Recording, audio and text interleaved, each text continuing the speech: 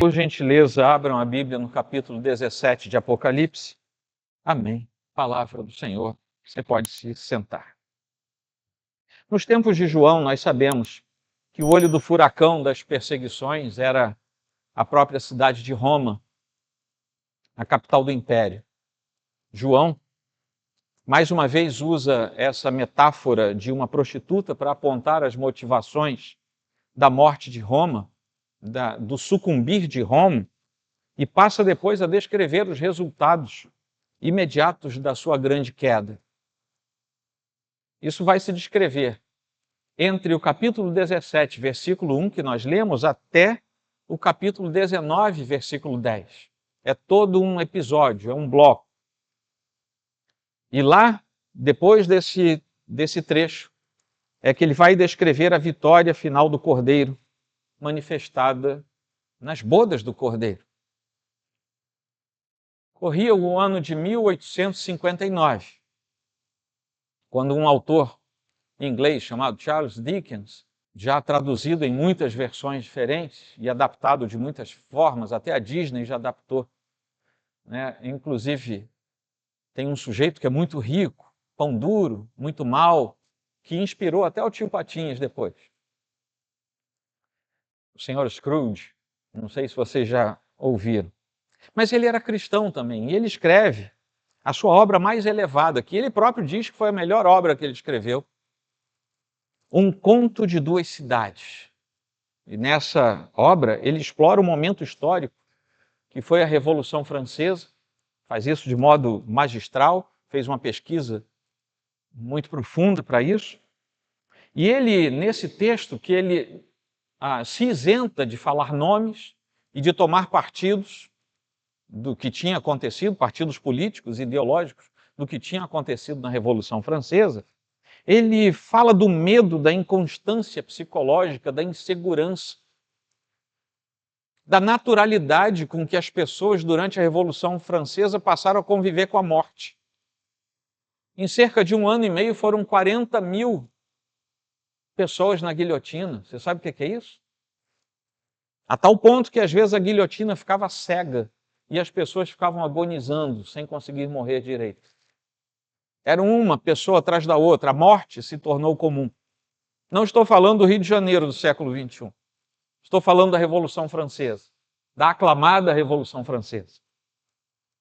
Mas ele conclui dizendo, no final da sua obra, que os ideais da Revolução, liberdade, igualdade e fraternidade, não foram respeitados. E a razão, como tanto eles proclamavam, foi pouco usada. Se nós andarmos para trás no tempo, e não é novidade, porque eu já falei para vocês, entre o ano 413 e 426 da nossa era cristã, Agostinho de Hipona, Santo Agostinho, havia escrito também a sua magistral obra, A Cidade de Deus.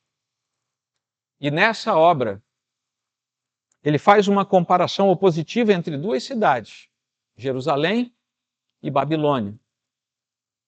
E da mesma forma que Dickens tinha feito uma relação de oposição, porque na sua obra ele compara o que tinha acontecido na Paris da Revolução Francesa com a Londres, que não tinha passado por aquilo. Agora ele compara duas cidades, a cidade de Deus, construída sobre o amor de Deus até o desprezo de si mesmo, e a cidade dos homens, construída sobre o amor do homem pelo homem até o desprezo por Deus. E ele faz essa comparação. Mas também serve, e ele conclui na sua obra, como uma meditação sobre a natureza da graça, da redenção e da ordem divina. Mas a partir daqui, no século I, estamos andando para trás, chegamos ao século I da era cristã, nós temos o verdadeiro conto de duas cidades. Não o de Dickens, nem o de Agostinho. Nós temos o verdadeiro conto sobre duas cidades. Um conto de duas mulheres que representam duas cidades. Uma prostituta e uma noiva justa. uma prostituta do capítulo 17 e uma noiva justa do capítulo 21. E João realmente quer que nós vejamos esse contraste. E isso vai ser visto daqui até o final do livro de Apocalipse. As conexões que ele faz e as oposições contrastantes são muito intensas. Os capítulos 17 e 21 mostram esses contrastes intensos entre as duas cidades. Até que ele é levado a ver num lugar deserto a grande prostituta, que é Roma, como nós temos estudado nos últimos sermões, que será julgada e que depois ele, após contemplar tudo isso, é conduzido a um lugar alto, uma montanha, com todo o significado de estar num lugar deserto e de estar numa montanha. E lá da montanha ele vê uma outra cidade, que é a noiva do Cordeiro, a Nova Jerusalém, que, como diz o Apocalipse, desce da parte de Deus até os homens. Essa nova cidade vai substituir a outra. A Nova Jerusalém vai substituir a Babilônia derrotada e destronada. O texto que nós temos no início dessa leitura é paralelo com o capítulo 21, versículo 9. O comecinho é paralelo a isso. Sendo que lá trata da noiva, como eu estava dizendo, e aqui trata da prostituta. São características extremas e opostas. A lividez e a honradez em oposição a tudo aquilo que é o embargo para boa coisa e para aquilo que é santo na presença de Deus. Um dos 7 anjos que tinha acabado de derramar as taças da ira de Deus e que, por isso mesmo, era um daqueles que tinha feito vir os flagelos de Deus, numa definição de juízo final sobre tudo e todos, ele próprio se aproxima dele e diz que vai lhe mostrar o julgamento daquela que está sentada sobre as muitas águas, como eu li no início do capítulo para vocês. Numa referência muito direta a Jeremias capítulo 51, finalzinho do versículo 11 e o versículo 13, onde nós lemos: pois esta é a vingança do Senhor, a vingança pelo que fizeram contra o seu templo. Você que mora sobre muitas águas e está rica de tesouros, o seu fim chegou. O fio da sua vida foi cortado. E essa é a referência sobre a qual João se apoia para falar aquilo que ele está escrevendo ali. João está apresentando Babilônia como um símbolo de todo o mal direcionado contra o Deus Todo-Poderoso, os seus propósitos e a sua intenção de ter um povo somente para si. E é por isso que João, no versículo 5, vai dizer que ela é a mãe de todas as prostitutas e abominações da terra. Não é apenas mais uma, ela é a mãe de tudo isso. Ela é a causadora, é a geradora de todo o mal que se levanta contra Deus e contra o seu povo. Os termos prostituta e águas, muitas águas aqui, são profundamente simbólicos. E não podem ser interpretados literalmente. Ninguém vai aparecer sentado em cima da água. Isso é uma simbologia, um simbolismo para nós. O objetivo dessa prostituta é levar as pessoas para o mais longe possível de Cristo e do seu chamado.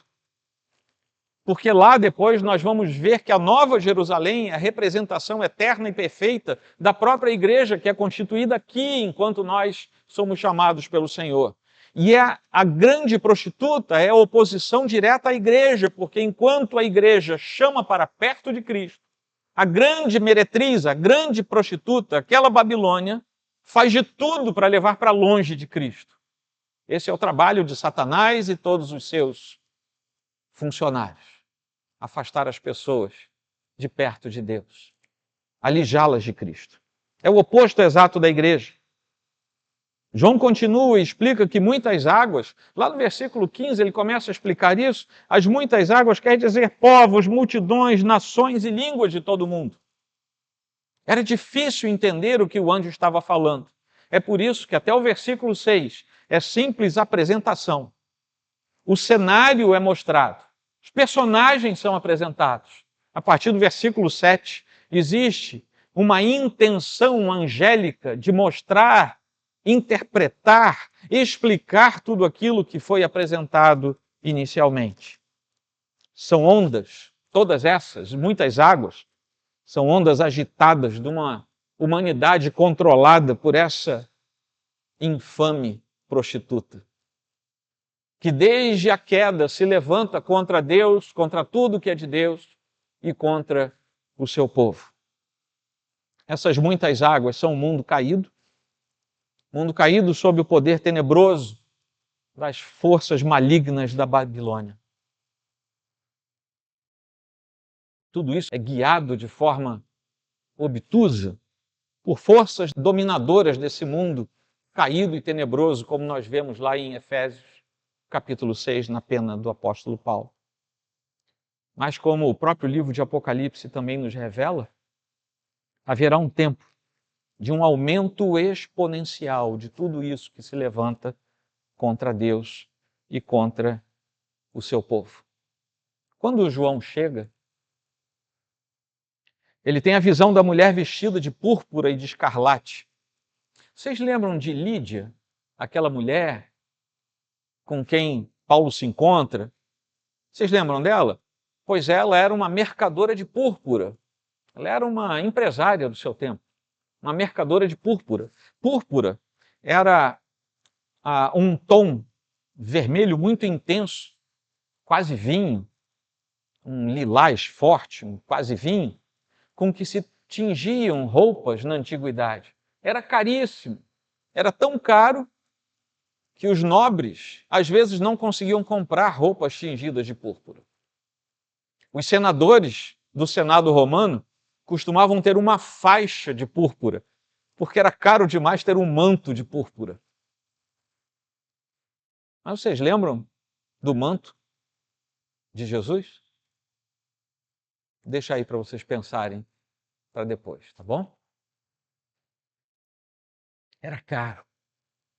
Então, quando ele vê tudo isso, aquela mulher vestida de púrpura de escarlate, cheia de ouro, parecia um MC, né? O pessoal do funk aí, cheio de ouro pendurado, ouros, pedras preciosas, pérolas. Ela está embriagada com o sangue dos santos, inebriada, ela está bêbada com o sangue dos santos. Enquanto a besta é a governante política do império, a grande prostituta representa, nesse momento, o sistema religioso, o sistema econômico, que é blasfemo e que conduz as pessoas a uma sedução. As nações são seduzidas. São seduzidas pelas coisas mais comuns com as quais nós lidamos hoje e que talvez não percebamos que são elementos da sedução do inimigo sobre todo esse mundo que nos cerca. E se os eleitos não fossem eleitos, eles também sucumbiriam diante do belo que é apresentado, da sedução, da beleza das joias, do luxo e da riqueza que são apresentados por essa grande prostituta. O estilo de vida blasfemo do mundo nada mais é do que a cópia do seguir daquela que prostituiu as nações e com a qual as nações também se prostituíram. E que é a antítese de tudo que é santo e de tudo que vem da parte do Deus Todo-Poderoso. Para além das joias caras, a coisa mais abominável que essa mulher tinha é que na mão ela tinha um cálice de ouro, transbordante de abominações e das imundícias da sua prostituição. Está lá no versículo 4. João se refere aqui a Jeremias 51, versículo 7. E o comecinho do versículo 8. A Babilônia era um copo de ouro na mão do Senhor. Esse copo embriagava toda a terra, e do seu vinho beberam as nações. Por isso enlouqueceram. O que se segue tem uma relação direta com o desfecho de João aqui. Repentinamente a Babilônia caiu e ficou arruinada. Quando nós chegamos ao livro de Daniel, lá no capítulo 4, versículo 30, nós vamos ver que Nabucodonosor chama a Babilônia de a grande Babilônia que ele construiu para a sua própria glória. Passam-se apenas 2 versículos e vem a palavra do Senhor dizendo que ele vai ser como um animal irracional, até que ele reconheça que o Senhor Altíssimo é aquele que governa e domina sobre todos, e que não existe poder nesta terra que não seja dado pelo próprio Deus. Nós sabemos o desfecho dessa história. No final dessa descrição, nós percebemos uma transformação maligna, porque o conteúdo do cálice não trazia mais apenas as abominações descritas, mas agora já era o sangue dos santos e o sangue das testemunhas de Jesus. E ela se embriagava com esse conteúdo, com o sangue daqueles que eram do Senhor. E isso fazia com que ela tivesse um êxtase maligno. Ela ficou inebriada. Ela ficou alta. E nós vemos aqui que o mundo e seu sistema de abominações, que nós conhecemos bem, embora muitas vezes queiramos tapar o sol com a peneira. A Babilônia não é apenas uma cultura sem Deus.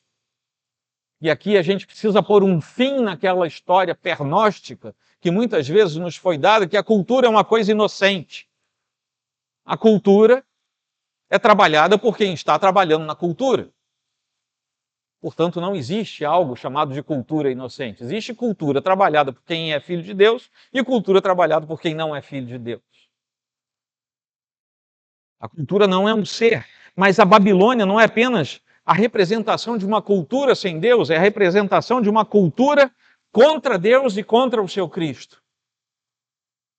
E é só a gente olhar para o nosso redor. A cultura do nosso tempo não é isenta, não existe uma cultura isenta. Existe uma cultura que se coloca a favor ou contra. E a cultura do nosso tempo, mais do que nunca, é contra tudo aquilo que provém da parte de Deus. Nós sabemos pela Escritura e pela própria história da igreja, ao longo desses 2000 e poucos anos, que enquanto Babilônia for Babilônia, ela tomará um rumo anticristão, se a igreja for verdadeiramente igreja. O que quer dizer, enquanto nós formos firmes e fiéis à sã doutrina e à verdadeira palavra de Deus, o mundo e a sua cultura serão contra nós. O dia que o mundo e a sua cultura estiverem de mãos dadas conosco, nós já apostatamos da fé e precisamos rever a nossa fé. Precisamos voltar ao primeiro amor porque alguma coisa aconteceu. Não há possibilidade de luz e trevas andarem juntos. No final dessa descrição toda, nós percebemos que há 4 coisas nas quais Babilônia, ou Roma, que nós sabemos que era sobre ela, a primeira fala direta, e hoje nós entendemos que isso é todo mundo caído. Havia uma concentração de 4 coisas ali: idolatria, imoralidade, um luxo pernóstico e o senso de perseguição à igreja de Cristo. E aí então vem o mesmo anjo que disse a João que lhe mostraria o julgamento. Ele agora chega dizendo: eu vou agora dizer para você, eu vou explicar para você o que é isso tudo. E essa é a parte final, a partir do versículo 7. O anjo se propõe a dizer qual é o mistério, qual é o segredo daquilo tudo. E João parece ter ficado boquiaberto. Ele parece ter ficado pasmo com tudo aquilo. Assim como Daniel também ficou pasmo quando ele soube dos desdobramentos do sonho de Nabucodonosor. Simplesmente não sabia o que fazer. Por isso o anjo começa com uma pergunta retórica a ele: por que você ficou admirado? E essa mesma pergunta retórica tem que ser feita para o nosso coração, no nosso dia de hoje. Por que é que você fica admirado quando vê a injustiça do mundo? Não que nós a apoiemos ou que nos habituemos a ela, mas por que é que nós ficamos tão admirados quando vemos as cortes humanas desfraudando a justiça? Por que é que nós ficamos admirados quando nós vemos o sistema financeiro e político militando contra as pessoas de bem? Por que é que nós ainda ficamos admirados? Não temos que ficar admirados. Isso é a Babilônia. Isso é o normal da Babilônia. Deveríamos ficar admirados se o contrário acontecesse. O anjo pergunta para ele: rapaz, por que você ficou tão espantado com isso?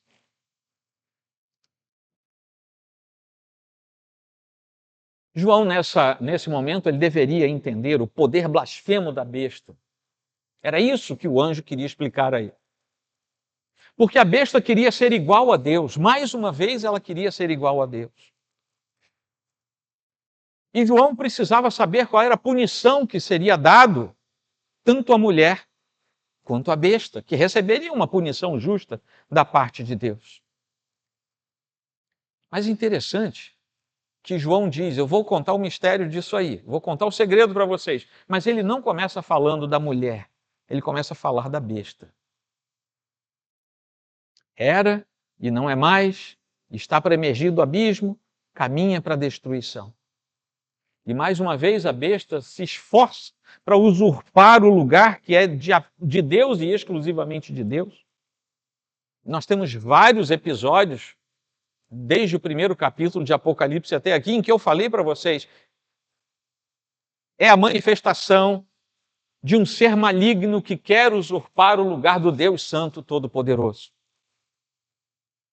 E mais uma vez aqui, o que nós vemos é uma paródia satânica, o anticristo tentando tomar o lugar do Cristo único e verdadeiro. Na antiguidade havia uma expressão que era sabida de todos.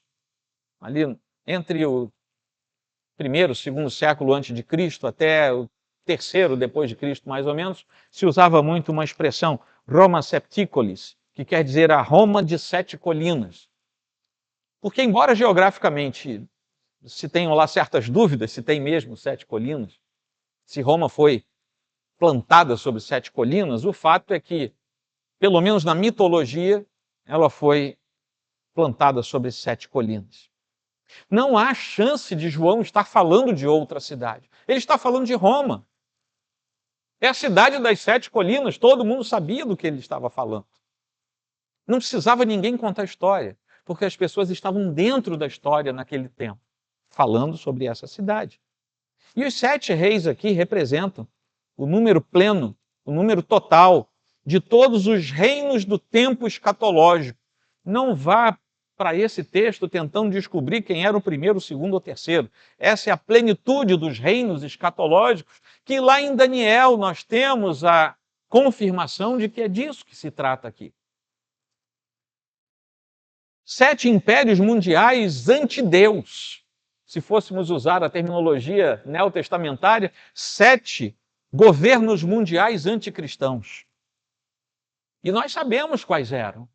Não pessoas, mas impérios. 5 que já foram.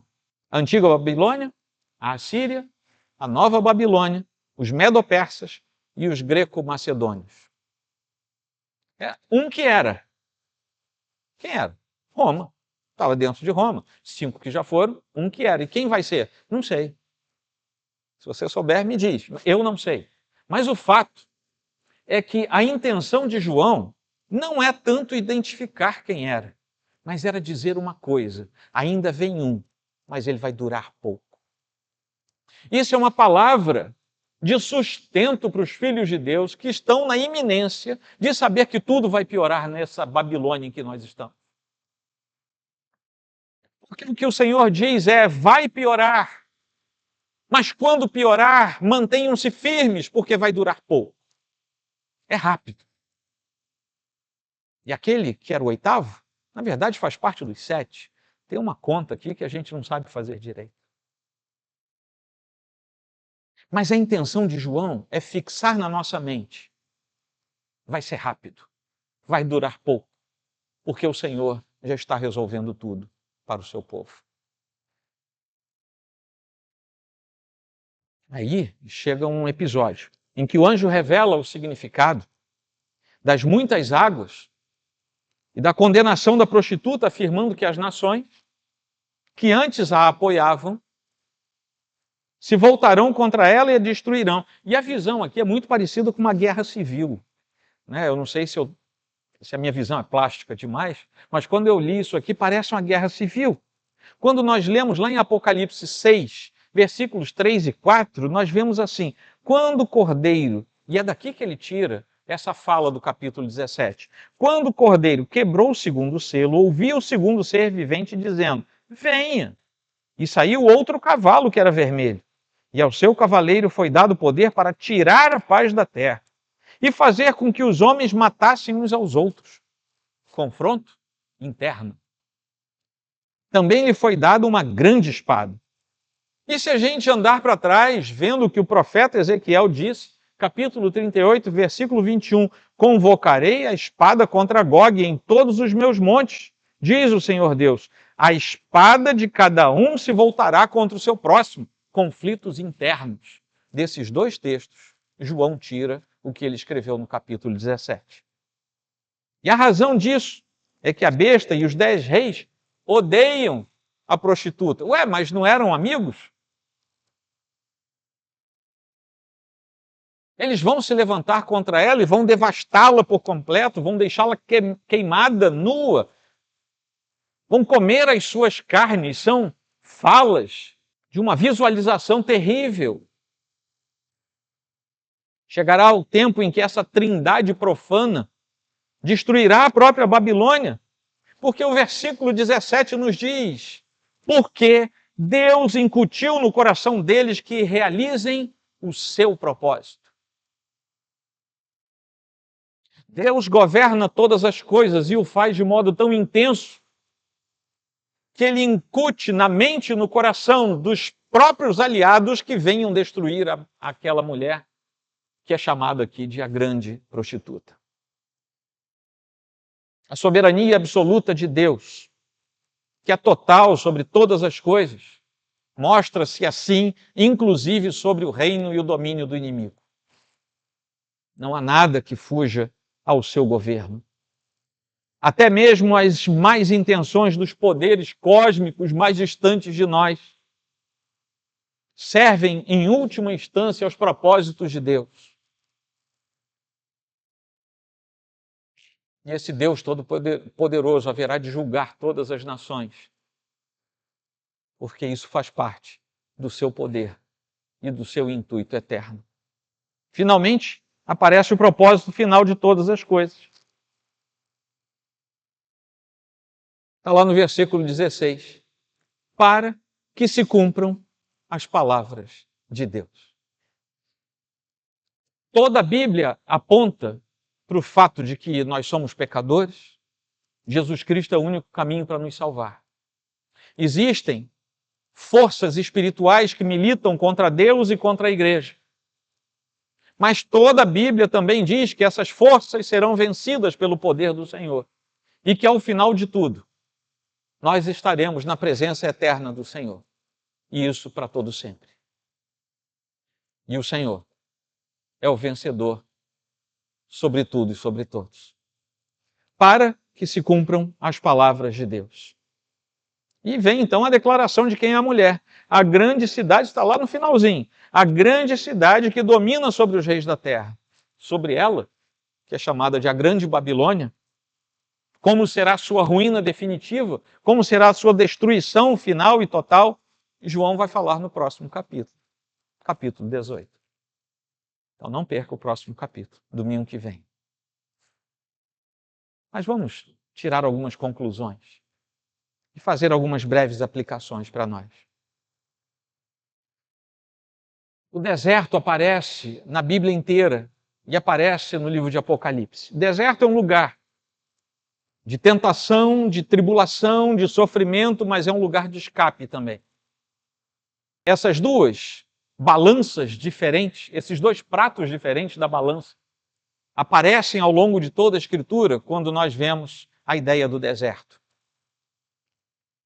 O deserto foi um castigo para o povo que desobedeceu na saída, mas foi o lugar em que Deus mandou o maná.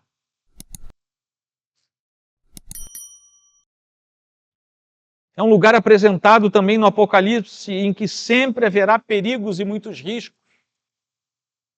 A ideia do deserto aparece várias vezes no Apocalipse, mas é também onde Deus proverá segurança e escape para todos aqueles que são fiéis a Ele. E é exatamente ali, no deserto, que Deus sentencia também o terrível juízo contra todos aqueles que se levantaram contra Ele, seus planos e a sua igreja. A púrpura, o ouro, as joias da prostituta eram muito atraentes. Mas João estava livre de tudo isso exatamente porque ele se via no deserto. No deserto ninguém quer saber de ouro. No deserto ninguém quer saber de púrpura. No deserto a gente precisa de água e de alguma coisa para comer. Os olhos da inveja, do pecado, do desejo não funcionam bem no deserto. Você quer sobreviver. Está aqui uma simbologia nas entrelinhas desse texto para nós. Se nós estamos no deserto, talvez não seja porque Deus resolveu pesar a sua mão sobre nós. Talvez seja porque Ele está nos privando de termos os nossos olhos fixados naquilo que não provém dEle. Nossos olhos não podem estar nem na púrpura, nem nas joias deste mundo. E tudo que aquilo representa. Nossos olhos precisam estar fitos em Cristo Jesus, porque é dali que virá a nossa salvação final. O sistema deste mundo nos apresenta seus apelos de riqueza, seus apelos de dominação, seus apelos de poder.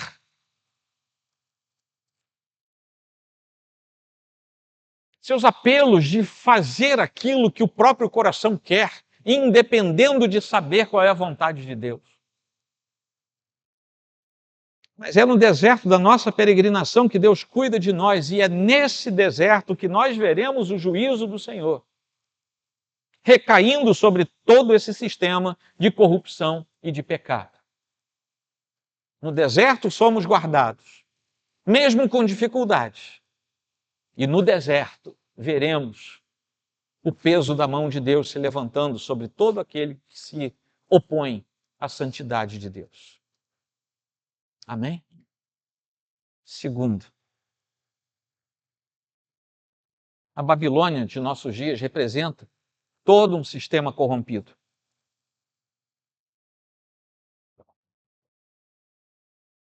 Corrompido pelo pecado em todos os seus efeitos. Os poderes cultural, econômico e religioso naturalmente vão se unindo de forma institucional.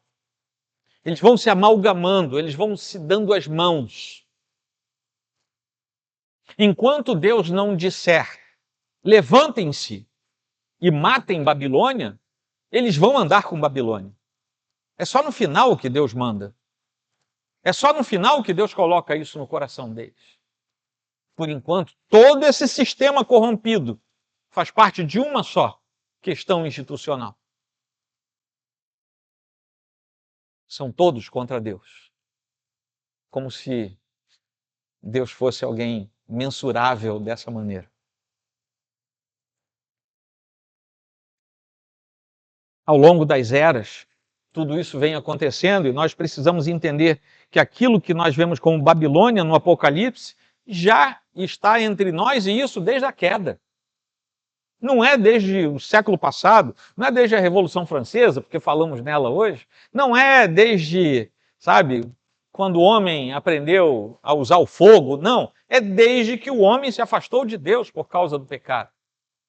Desde lá, Babilônia vem cultivando as suas torres, o seu poder, a sua cultura, a sua profanação. No entanto, a sua plenitude ainda não foi manifestada, por maior que seja a desgraça que nós vemos ao nosso redor. A plenitude da Babilônia ainda não foi manifestada. Mas ela vai ser curta, lembram do que João fala? Nós precisamos saber que os tentáculos da Babilônia sempre deformarão, prestem atenção, sempre deformarão, inclusive, uma parte da igreja visível. Ou por que você acha que dentro de igreja tem fofoca? Você não sabia? Tem fofoca na igreja. Por que você acha que há pecado oculto na igreja? Eu não sei quantos pecados ocultos há aqui nesta igreja. Não sei porque Deus não me permitiu saber. Louvado seja o Senhor por isso. Eu estou falando de uma igreja pequena como a nossa. Vocês imaginem nós somarmos, calcularmos todos os filhos de Deus pertencentes a todas as igrejas visíveis, somente nesta era da nossa vida. A Babilônia tem seus tentáculos ali também. Tem seus tentáculos nos governos deste mundo, nos sistemas econômicos que muitas vezes são opressores, nos negócios, nos estudos, em tudo que existe. Na ambiguidade, no dualismo, na filosofia, em tudo. Estando nós no mundo, nós não somos deste mundo. Estando nós ainda neste mundo impactado por Babilônia, nós não somos da Babilônia. Se nós nos misturarmos o sangue dos santos e das testemunhas de Jesus que estavam naquele cálice que a prostituta bebeu e com ele se inebriou, também vai sujar as nossas mãos. Amém? Que amém sorumbático. Terceira aplicação, essa embriaguez do cálice. Pode atingir qualquer um e levar qualquer um a um êxtase indesejado. Uma pessoa inebriada fica sem resistência ao que a cerca. Suas barreiras ficam flácidas.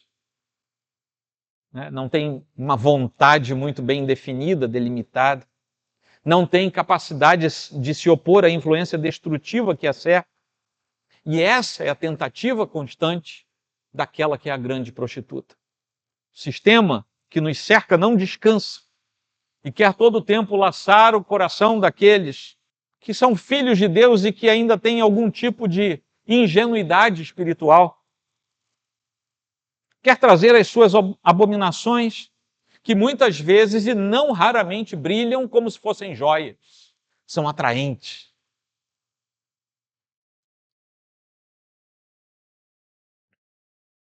Isso tudo tem o potencial de entorpecer o coração, de tirar o brilho dos olhos, porque o brilho foi colocado em outro lugar. A nossa missão é simplesmente permanecermos firmes, na certeza de que o deserto antecede a nossa vitória e que Cristo é o vencedor declarado sobre a Babilônia. Ele já é o vencedor declarado e todos os seus sequazes serão vencidos junto com ela. Cristo é o nosso vencedor. Amém? Só mais uma. A grande prostituta e a igreja. Apocalipse 2, de 20 a 24, foi uma leitura que fizemos no começo do ano, quando começamos a pregar em Apocalipse. E nos fala de um espírito de Jezabel, em pelo menos uma das 7 igrejas às quais as cartas eram enviadas. E nós vimos naquela ocasião que as 7 igrejas representam a totalidade das igrejas, e não apenas igrejas geograficamente falando. Israel é comparado à prostituta quando abandona o caminho do Senhor. Está lá no Antigo Testamento, várias vezes isso. Até o coitado do Oséias teve que casar com uma prostituta por causa dessa simbologia. Quando o caminho do Senhor é abandonado, nós temos o peso da mão de Deus. E nós vemos muitas vezes que a igreja visível é análoga a esse Israel prostituído em muitos episódios, em muitos casos ao longo da sua história. Nós estamos certos que sistemas e doutrinas mortas, trazidos pelas apostasias e deformidades da própria doutrina, que já não é mais sã nesse caso,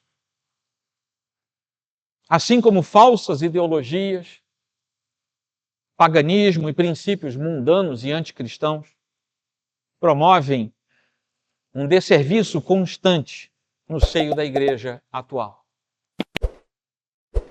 Embaçam a vida de muitos incautos que estão dentro da igreja, mas que não conseguem ver que Babilônia nos cerca e que nós precisamos ter cuidado 24 horas por dia com o nosso coração. Nós sabemos que Satanás ainda se transforma em anjo de luz. Essa é uma advertência neotestamentária. Nós sabemos que o ensinamento de Jezabel é sobre as coisas profundas de Satanás.